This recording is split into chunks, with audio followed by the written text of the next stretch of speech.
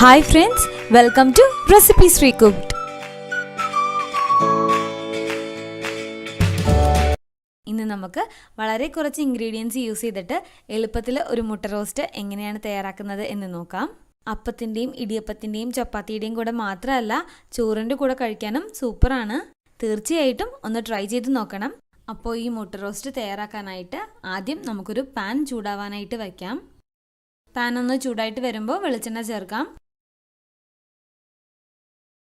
ഇനി എണ്ണയൊന്ന് ചൂടായി വരുമ്പോൾ 1/2 ടീസ്പൂൺ കടുകും വറ്റൽമുളകും ആവശ്യത്തിന് കറിവേപ്പിലയും ചേർത്ത് താളിച്ചെടുക്കാം.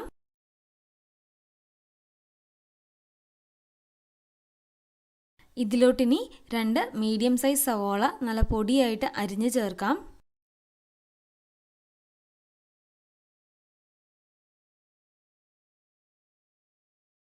ഇതിലോട്ടിനി ആവശ്യത്തിന് ഉപ്പും കൂടി ചേർത്ത് സവോള നന്നായിട്ട് വഴറ്റിയെടുക്കാം. സവോളയുടെ കളറൊന്നും മാറണ്ട, ഒന്ന് വാടി വന്നാൽ മതി. ഇനി സവോളയൊന്ന് വഴണ്ടി വരുന്ന സമയം കൊണ്ട് ഒരു മീഡിയം സൈസിലുള്ള സവോളയും 2 ചെറിയ തക്കാളിയും ഒന്ന് അരച്ചെടുക്കാം. ഇപ്പോൾ സവോളയ്ക്ക് ആവശ്യത്തിന് വഴണ്ടി വന്നിട്ടുണ്ട്. ഇതിലോട്ടിനി 1.5 ടീസ്പൂൺ മുളക് പൊടി ചേർക്കാം.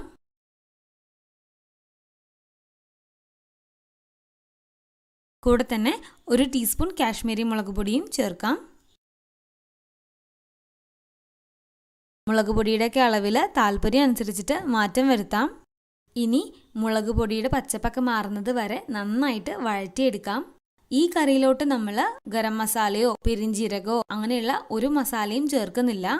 ഇതുപോലെ ഇതുവരെ ട്രൈ ചെയ്തിട്ടില്ലെങ്കിൽ തീർച്ചയായിട്ടും ഇതൊന്ന് ട്രൈ ചെയ്ത് നോക്കണം.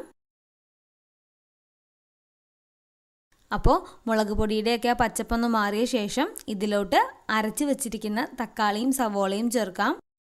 ഇനി ഈ അരച്ച് ചേർത്ത് തക്കാളിയുടെയും സവോളയുടെയൊക്കെ ആ പച്ചപ്പൊക്കെ ഒന്ന് മാറി നന്നായിട്ടൊന്ന് വഴറ്റിയെടുക്കണം. തക്കാളിയും സവോളയൊക്കെ നന്നായിട്ട് വഴറ്റി എണ്ണയൊക്കെ തെളിഞ്ഞ് പാനിൽ നിന്ന് വിട്ട് വരുന്ന ഒരു പാകമാവണം. അപ്പോൾ ഗ്രേവിയൊക്കെ നന്നായിട്ട് വഴഞ്ഞു വന്നിട്ടുണ്ട്. എണ്ണയൊക്കെ തെളിഞ്ഞ് പാനിൽ നിന്നൊക്കെ വിട്ട് വരുന്നൊരു പാകമായിട്ടുണ്ട്. ഇതിലോട്ടിനി 1 കപ്പ് ചൂടുവെള്ളം ചേർക്കാം.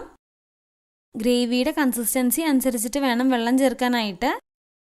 ഇനി ഉപ്പ് നോക്കിയിട്ട് ആവശ്യമുണ്ടെങ്കിൽ ഉപ്പ് ചേർക്കാം.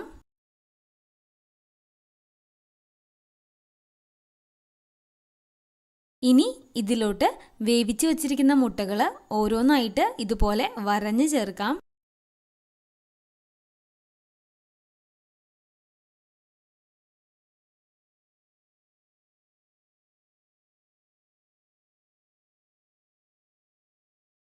ഇനി ഇതൊന്ന് നന്നായിട്ട് യോജിപ്പിച്ചെടുക്കാം.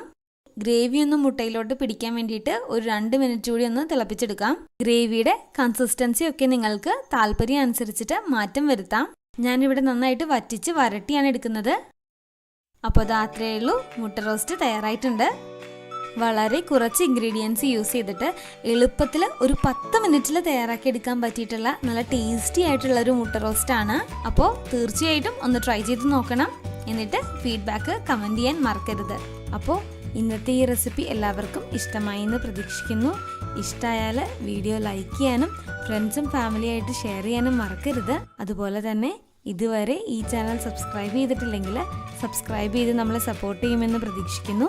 കൂടെ തന്നെ ആ ബെല്ലൈക്കൺ ഒന്ന് പ്രസ് ചെയ്ത് ഓൾ എന്ന ഓപ്ഷൻ സെലക്ട് ചെയ്യാൻ മറക്കരുത്. അപ്പോൾ ഇനി മറ്റൊരു വ്ളോഗിലൂടെ മറ്റൊരു റെസിപ്പിയുമായി കാണാം.